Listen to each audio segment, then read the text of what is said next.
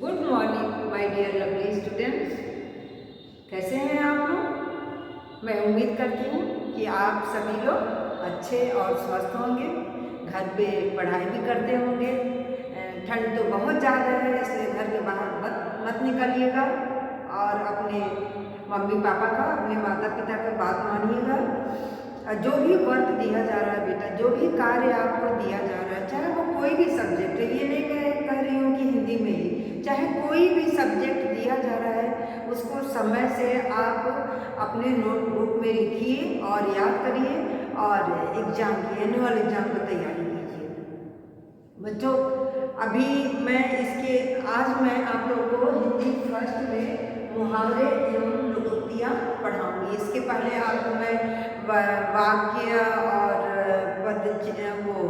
पद परिचय और विराम चिन्ह ये सब पढ़ा चुकी हूँ। अब आपका ये लास्ट लेसन है। इसके बाद एक और है मौखिक अभिव्यक्ति, उसका भी मैं वीडियो भेज दूँगी और एक छोटा सा PDF है, वो भी मैं भेज दूँगी। उसको आप नोट कर लीजिएगा नोटबुक में।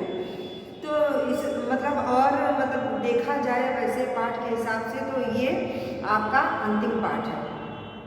बस एक मौखिक अभिव्यक्ति है, वो मैं लास्ट में दे दूँगी आपको, या स्कूल खुल जाएगा तो मैं क्लास में उसको एक्सप्लेन कर दूँगी, उसके बारे में बता दूँगी।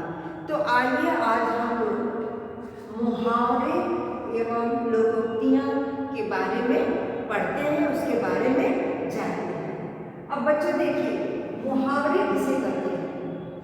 देखिए, मैं ब्लैक बोर्ड पर पहले से लिखती हूँ ताकि आपको अच्छे से समझ में आ जाए। मुहावरे वे वाक्यांश हैं जो अपने सामान्य अर्थ के स्थान पर विशेष प्रभावी अर्थों को प्रकट करते हैं।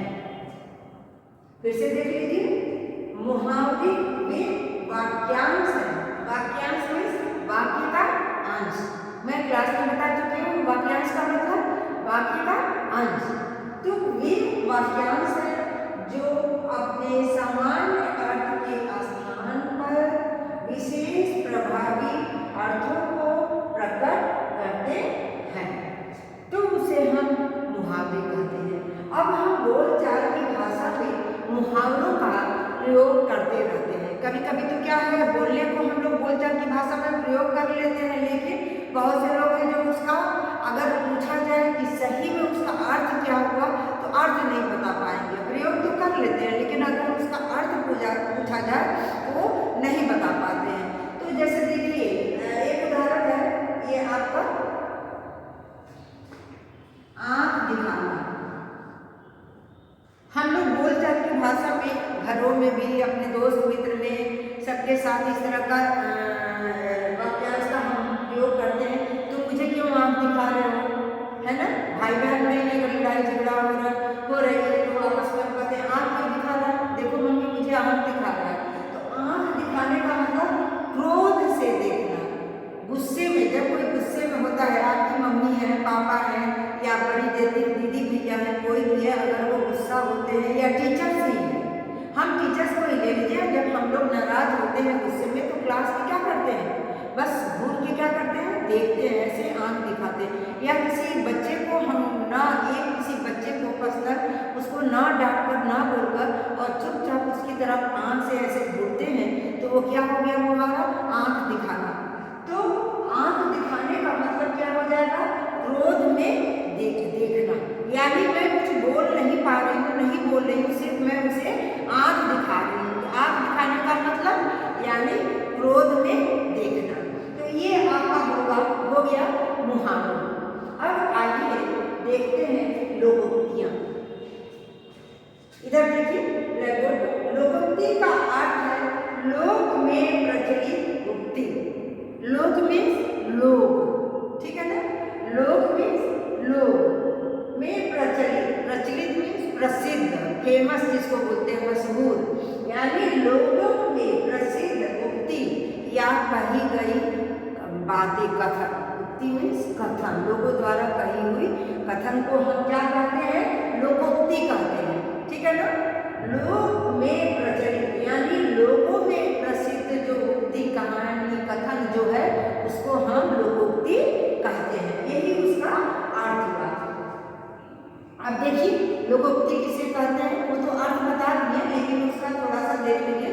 लिखी हूँ मैं, जब कोई कथन, कथन किसी के द्वारा कहा हुआ, कथन किसी प्रसंग विशेष के लिए सामान्य रूप से प्रयोग किया जाता है, किसी प्रसंग विशेष के लिए, किसी विशेष बात के लिए, ठीक है ना, प्रयोग किया जाता है तो उसे लोकोक्ति कहते हैं। किसी विशेष प्रसंग के लिए, किसी विशेष बात के लिए जब हम उसका प्रयोग करते हैं तो उसे क्या कहते हैं, लोकोक्ति कहते हैं। और लोकोक्ति का अर्थ है लोक में प्रचलित उक्ति, यानी लोगों में प्रचलित उक्ति, कथन।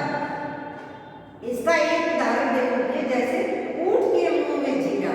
कभी कभी आप देखते होंगे ना, हम लोग इसका प्रयोग करते हैं कि कुछ भी खाने को अगर मिलता है, घर ही में ले लीजिए, और अगर थोड़ा सा मिलता है तो आप तुरंत बोल देते हैं, अरे ये क्या मिला, ये तो ऊंट के मुंह में जीरा है।